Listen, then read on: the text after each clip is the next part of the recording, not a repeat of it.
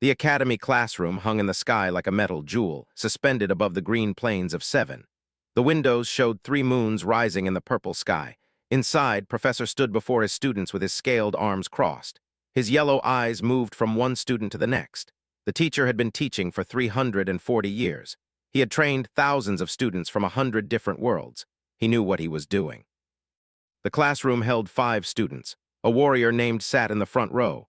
His blue skin rippled with muscle. His claws tapped on the desk. 2 seats over sat Nixa with silver skin and 4 arms. They were the finest strategists in the galaxy. They could plan battles that had not happened yet. They could see patterns in numbers and space that other species missed. Then there were the humans. Daniel sat with perfect posture. He was tall, with dark hair and steady eyes. He had come to this academy from Earth 3 years ago. His human colony was young. Earth itself was a dead world now. Humans had left it behind centuries ago and spread across space. But Daniel was different from most humans. He thought carefully. He watched before he acted. The other human in the class was Lisa Morgan. She had red hair and freckles. She was smaller than Daniel, but her mind was sharp. Both humans had joined the academy to learn about alien species and survival in the galactic community. Professor began to speak. His voice was deep and clear. Each word fell into the room like a stone into still water. "Today you will learn about your limitations," said. "Every species has them. Even the most advanced civilization in the galaxy must understand its boundaries. This knowledge keeps you alive." Leaned back in his chair, he smiled.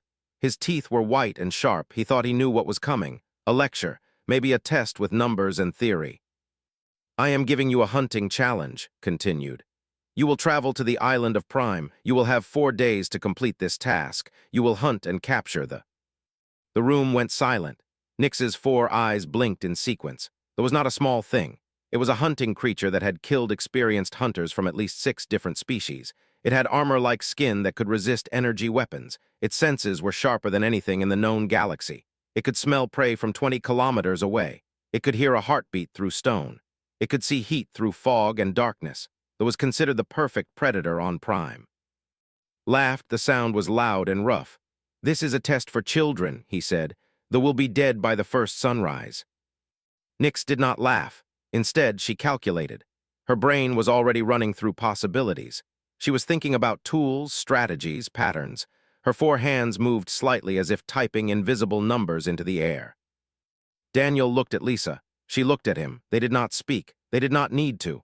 They had learned in their time at the academy that humans were not the strongest species. They were not the fastest. They were not the most advanced in technology, but they were something else. They were creative. They saw things differently. "The challenge has rules," said. He waited until all eyes returned to him. "You may use no advanced weapons, no energy devices, no technology that was invented less than 1,000 years ago. You will have basic tools. You will have knowledge. You will have your intelligence. Everything else will be provided by the island itself." Smile faded. His claws stopped tapping. "Why would you do this?" they asked. His pride was wounded already, and the challenge had not begun. "Because I want you to learn something important," replied. "The galaxy is large. Most worlds do not have the technology you are used to. If you go into space without your tools, without your weapons, you must survive on what you know and what you can think. This is the real test of a civilized being." Lisa raised her hand, nodded at her. "What if we do not catch she asked. "Then you will learn about failure," said simply. "And you will return to the academy. That is not my concern. My concern is whether you understand what it means to be truly alone with a predator and the land." Daniel felt something shift inside him. This was not just a hunting test. This was something deeper, was testing whether humans could survive against the things that hunted humans. He was testing whether humans had anything valuable at all. The professor walked to the window. The 3 moons were higher now. The light was strange and purple. "I will be direct with you," said, turning back. "I believe that humans are soft. Your bodies are weak. Your senses are dull. You have relied on technology for so long that your natural abilities have become almost useless. This test is designed to show you that weakness. I believe that when you reach Prime and see with your own eyes, you will understand why your species should have stayed on your home world." The words hung in the air. Nix moved her 4 eyes toward the humans, watched them carefully. He wanted to see if they would break, if they would cry or become afraid. Daniel stood up. His chair scraped against the floor. He was quiet for a moment, then he spoke. "We accept the challenge, Professor." Lisa nodded. She stood up as well.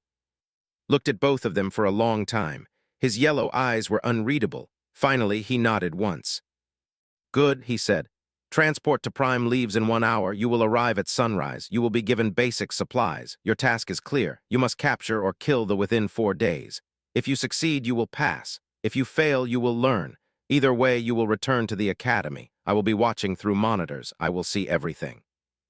The class ended. Students left the room. Daniel and Lisa walked together down the hallway toward the preparation area.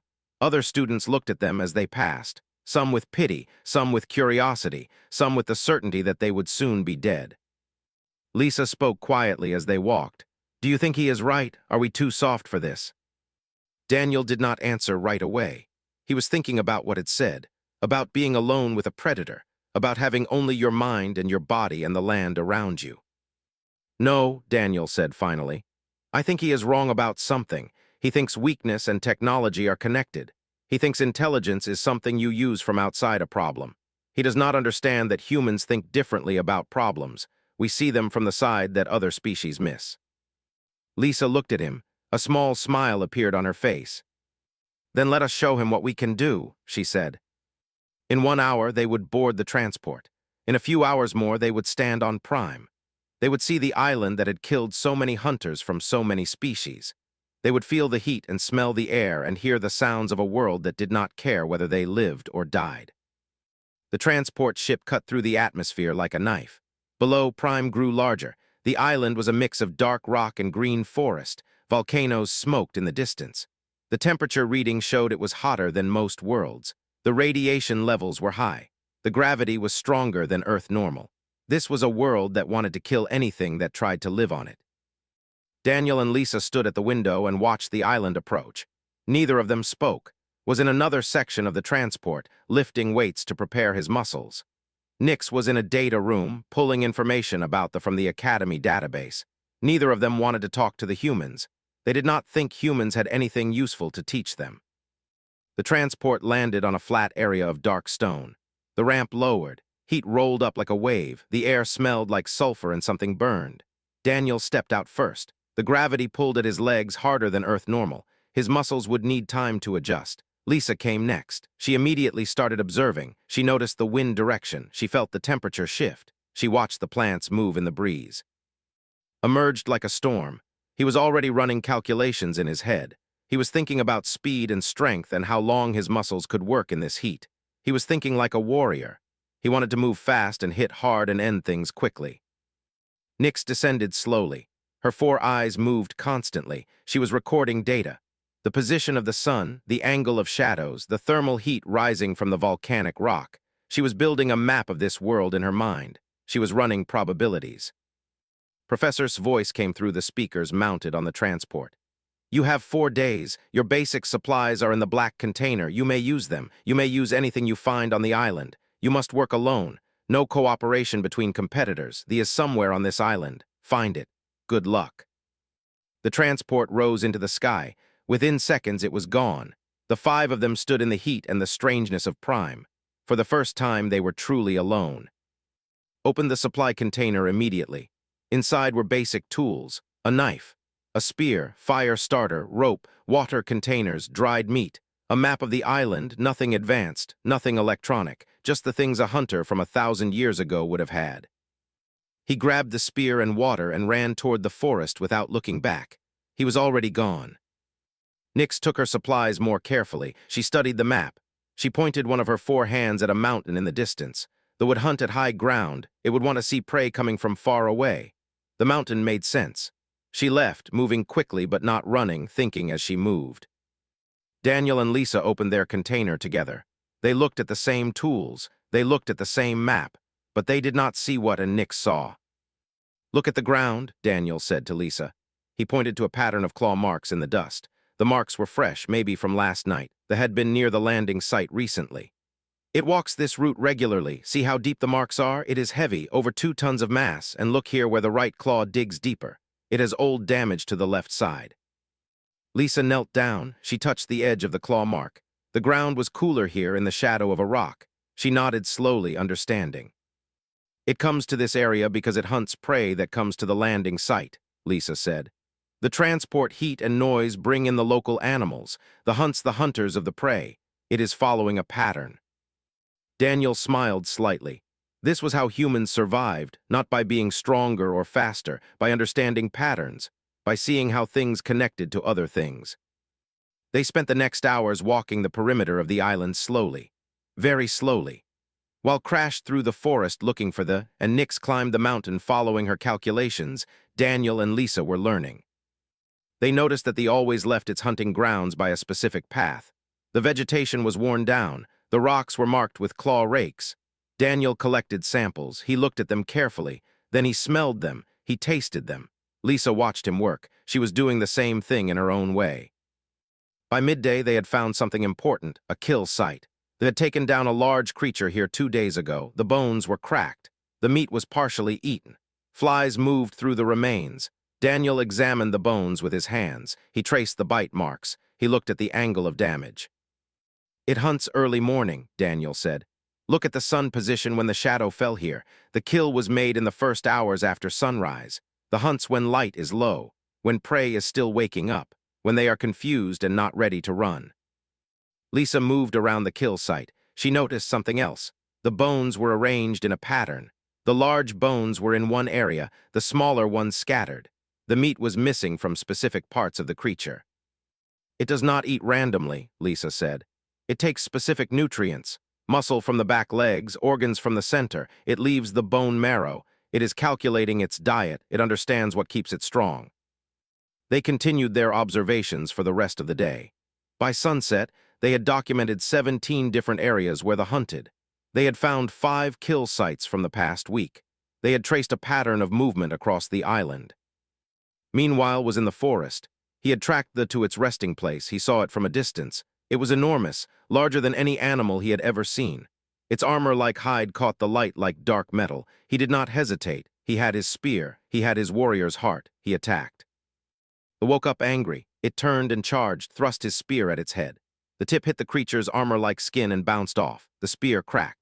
The claws came down like hammers, barely rolled out of the way. The creature's claw dug a groove in the stone where he had been standing.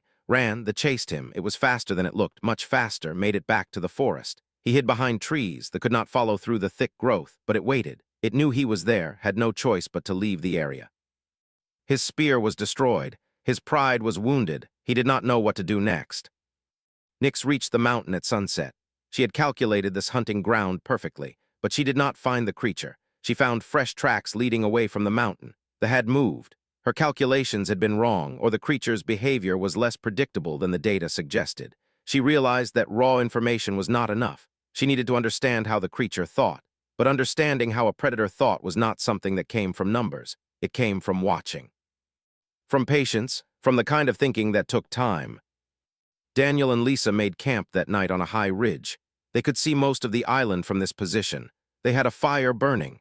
They ate dried meat and drank water. They talked quietly about what they had learned. It is intelligent, Lisa said. Not in the way Nyx is intelligent with her numbers, but it thinks about survival, it makes choices. Daniel nodded. Yes, and it has limits. It hunts when it is hungry. It rests when it is tired. It moves between hunting grounds based on prey availability. If we understand its needs, we can predict where it will be. So we do not hunt Lisa said slowly. She was beginning to understand what Daniel was thinking. No, Daniel said. We think like we become patient, we observe, we find what it wants, and then we use that to bring it to where we want it to be. The second day brought understanding. Daniel and Lisa woke before sunrise. They did not feel tired. They felt focused. Their minds were working in a way that felt natural to them. This was how humans had always survived, not through strength or advanced tools, through thinking about problems differently than other creatures thought about them. Lisa started the work on the island's chemical resources. She had noticed something important during their observations.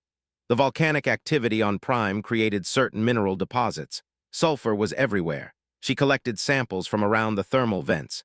The sulfur was pure and dry. When burned, it would create thick smoke. The smoke would be heavy. It would stay low to the ground. Daniel was looking at another problem. The senses were legendary. Its nose could detect prey from 20 kilometers away. But what if the creature smelled something that confused its senses, something that overwhelmed its ability to follow a specific scent? He remembered a biology lesson from years ago. Predators on Earth had similar problems. Their sense of smell was so good that multiple strong smells at once could blind them.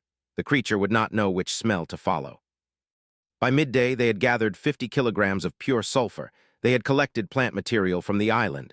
Certain plants had strong chemical compounds. Daniel recognized some of them from xenobiology texts. The plants were not poisonous, but they smelled very strong. When burned together with sulfur, they would create a smell that was almost solid in the air. Lisa found something else while exploring a ravine. The island had natural pheromone sources. An animal creature lived in the rocks. When frightened, it released chemical markers. These markers told other creatures to stay away, but Daniel realized something important. The wood recognized these markers. They would tell the creature that another predator was near. The creature did not fear other predators, but it would investigate. It would want to know what was invading its territory. That night, Daniel and Lisa sat in their camp and planned. They drew maps using sticks and stones. They marked where they had found the sulfur. They marked where they had found the pheromone sources. They marked the canyons on the island. Daniel had been studying the geography carefully. There was a valley with two main exits. The walls were too high and too smooth to climb. The ground was hard stone.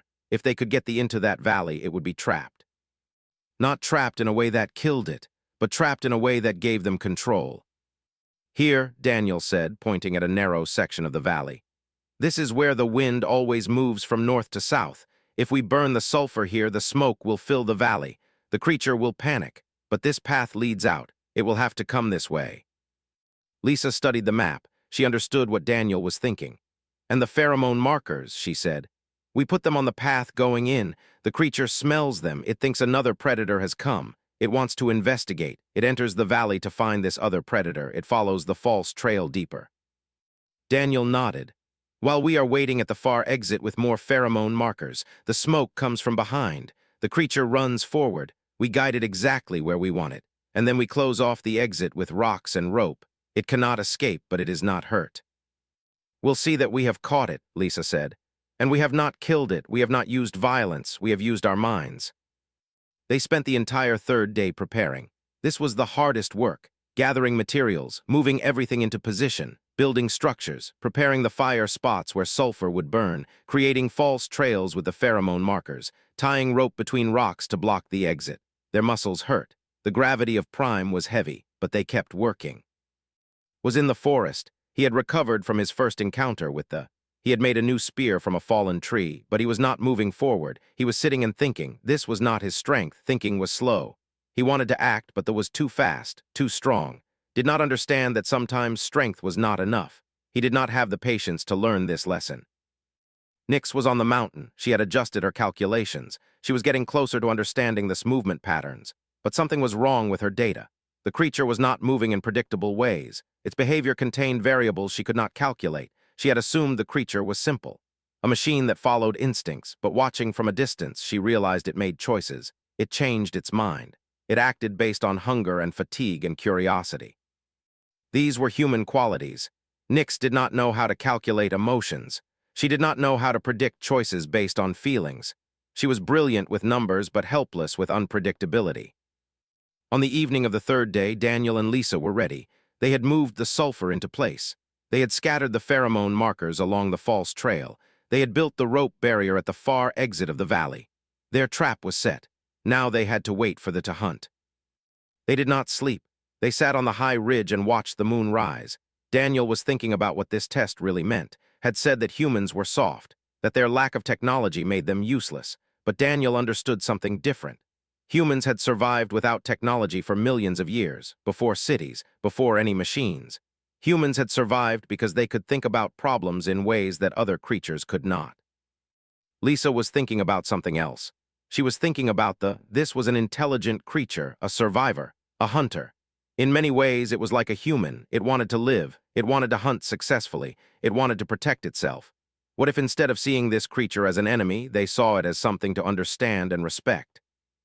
I think we are not really hunting Lisa said quietly. Daniel looked at her. He had been thinking the same thing. The fourth day started with heat and silence. Daniel and Lisa were in position at the valley's far exit. They had tested everything twice. The rope barriers were tight, the rocks were secure, the false scent trail was clear and strong. They waited. They came at dusk just as they had predicted. Its massive body moved through the forest with surprising grace for something so large. It was hunting. Its eyes caught the last light of the sun. Its nostrils opened wide, tasting the air. Something had changed on this island, something new, something that smelled like a rival predator. The creature followed the false trail. The pheromone markers had been placed carefully. Daniel had studied the creature's behavior and understood how it thought. The markers led from the open forest toward the valley entrance. This head swung left and right as it tracked the scent. Its armor-like skin rippled with muscle. Its claws made no sound on the stone. Then it caught something else. Danger, the smell of something burning, sulfur. The paused. It was intelligent enough to know that fire meant danger. But it was also territorial. If another predator had come to its hunting ground, it had to investigate. Territorial instinct won. The creature moved toward the burning sulfur. At that moment, Lisa lit the main fire. The sulfur burst into thick yellow smoke. It rolled across the ground like a living thing. It filled the lower part of the valley quickly. The smoke was so thick that it blocked vision. The roared. The sound was enormous. It shook the rocks. But it did not back away from danger. Instead, it charged forward through the smoke. The creature's senses were overwhelmed. The sulfur smoke covered every scent. The smoke burned its eyes. It could not see. It could not smell clearly. All it knew was that it was being attacked. Territorial rage filled its brain. It wanted to find whatever was attacking it. The false trail still led deeper into the valley. The creature followed it, driven by anger and confusion. Daniel watched from his position, though was moving exactly as he had planned. The creature was not thinking clearly anymore.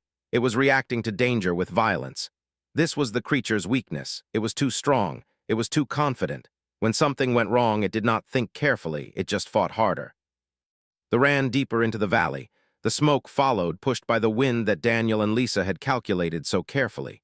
The creature ran faster. Its claws scraped against stone. Its breathing was heavy and angry.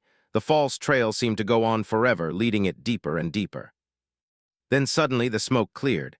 The creature burst out into open space. Ahead of it was a dead end. The valley walls rose up, too high to climb. The creature looked back and saw the smoke rolling toward it. It looked forward and saw nowhere to go. It looked left and right and saw smooth stone walls. They realized it had been trapped. The creature roared again, even louder than before.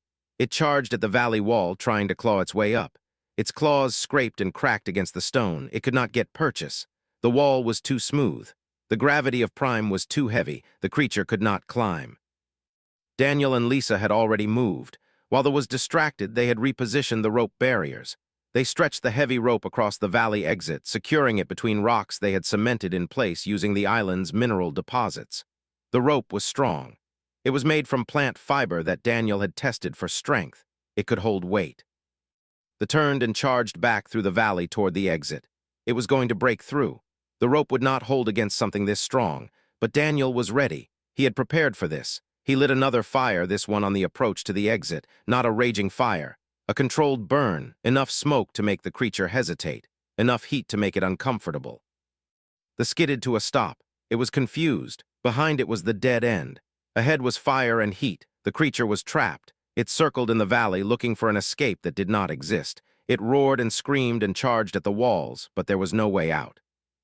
Then something changed in the creature's behavior. The rage faded. The panic faded. The stopped charging. It sat down on its haunches. Its breathing slowed. Its eyes moved around the valley, calculating, assessing, understanding its situation. This was the moment that Daniel had hoped for. The moment when the creature's intelligence reasserted itself.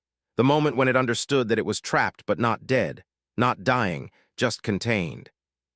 Daniel and Lisa appeared at the rope barrier. They saw them. Its body tensed, but it did not charge. It studied them. For a long moment, predator and human stared at each other across the valley space.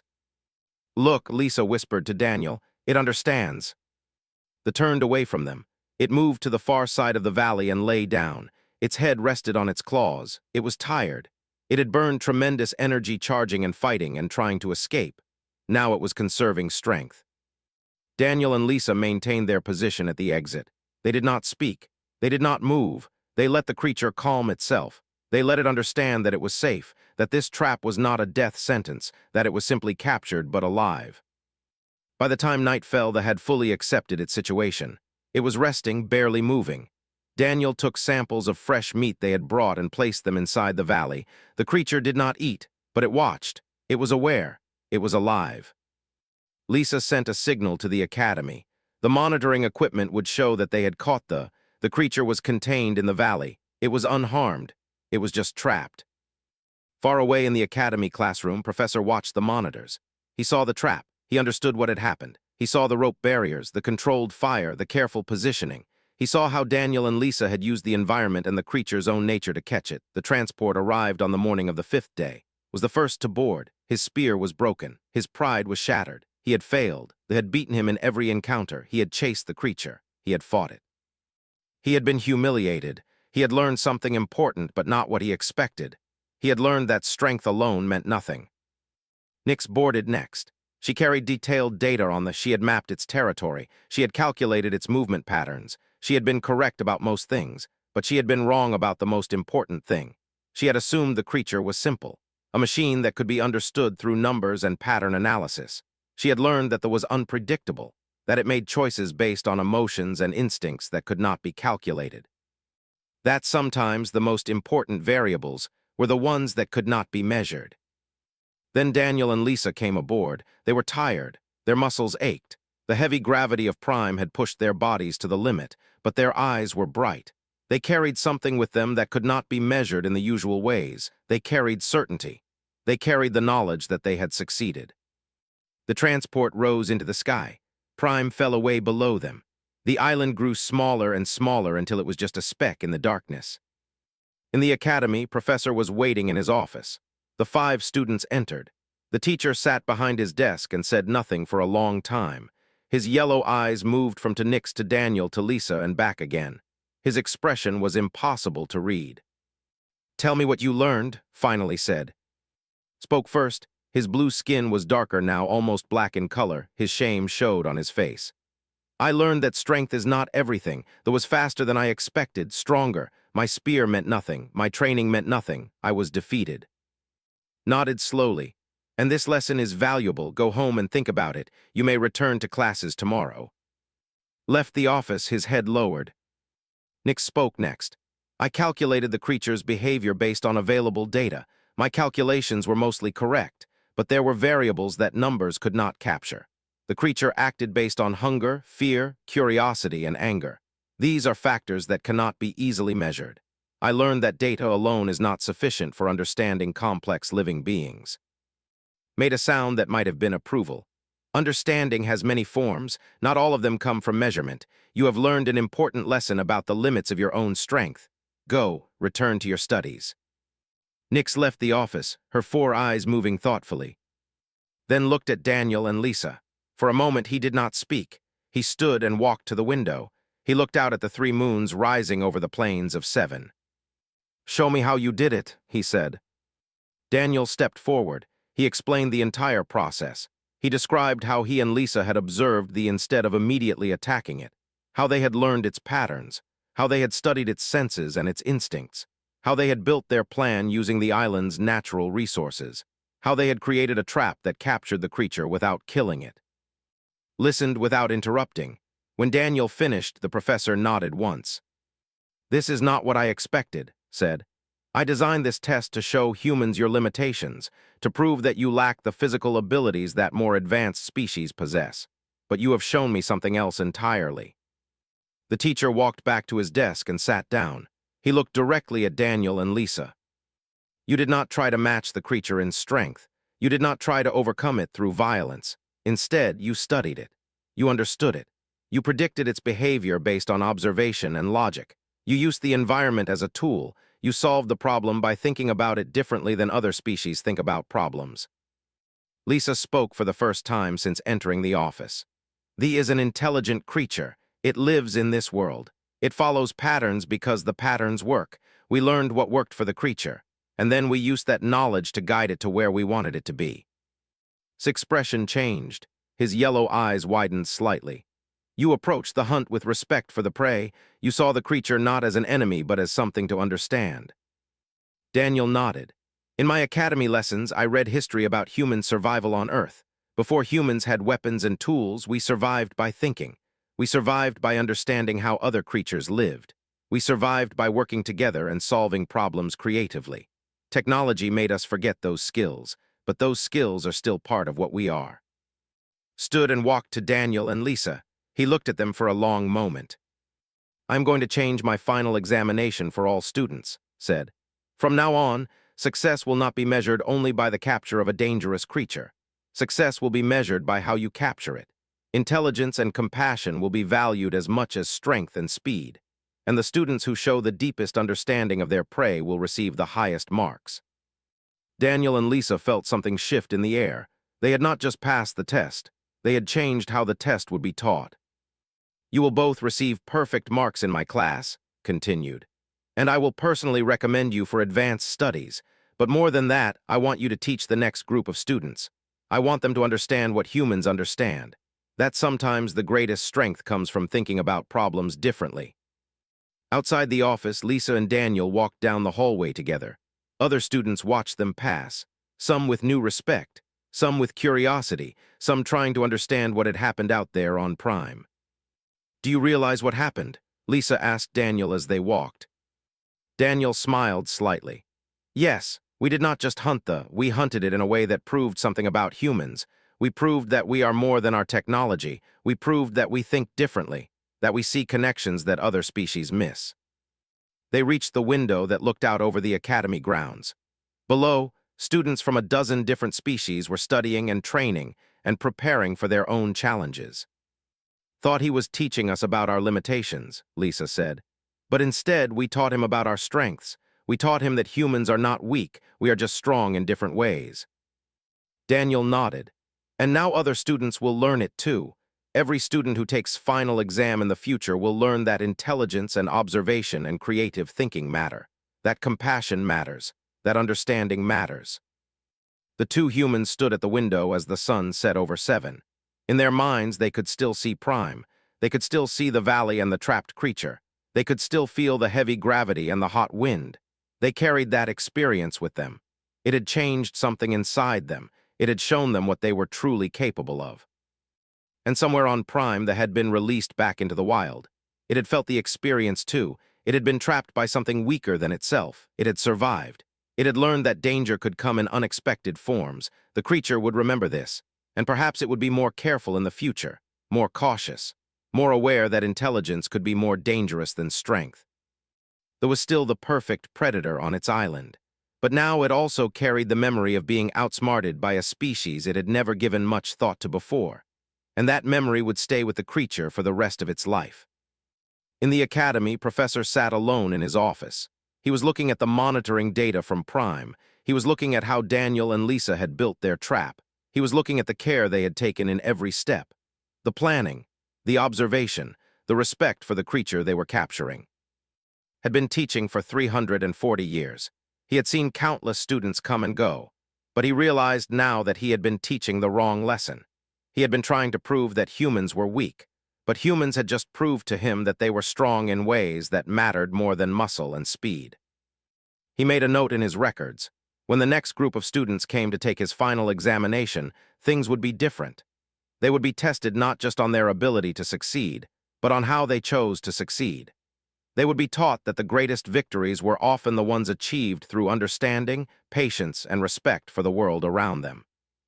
And that lesson had come from two humans who refused to play the game the way it was designed to be played. They had changed the rules. They had won not by fighting, but by thinking. They had taught their teacher something he would never forget. The 3 moons of 7 rose over the plains. They would also rise over Prime. And in both places, the universe was slightly different because Daniel and Lisa had shown it what humans could do when they were given a chance to think. His yellow eyes narrowed. He had expected the humans to fail. He had expected to teach them a lesson about their limitations. Instead, they had shown him something he had not anticipated. They had shown him that intelligence could be more powerful than strength, that understanding could be more effective than force. On the valley floor, they settled into sleep. Above it, under the 3 moons of Prime, Daniel and Lisa sat at the rope barrier and watched. They had done what they came to do. They had caught the creature. But they had done it in a way that was honest, in a way that respected the creature's life. in a way that showed that humans could be more than just warriors or servants of technology. They could be thinkers, they could be creators of solutions. And that changed everything. "We are learning," he said. "Learning how to survive by understanding something we do not know, learning that intelligence is not about strength. It is about seeing what other creatures cannot see." The night was long, but when dawn came, they were ready. They could feel it. There was coming. Its hunger would bring it to the hunting ground, and the humans would be waiting, not with weapons or force, but with patience and understanding. Lisa smiled into the darkness. The 3 moons of Prime rose over the horizon. In the distance, something roared. It was the calling to the night, but Daniel and Lisa were not afraid. They were beginning to understand. And they would begin to hunt.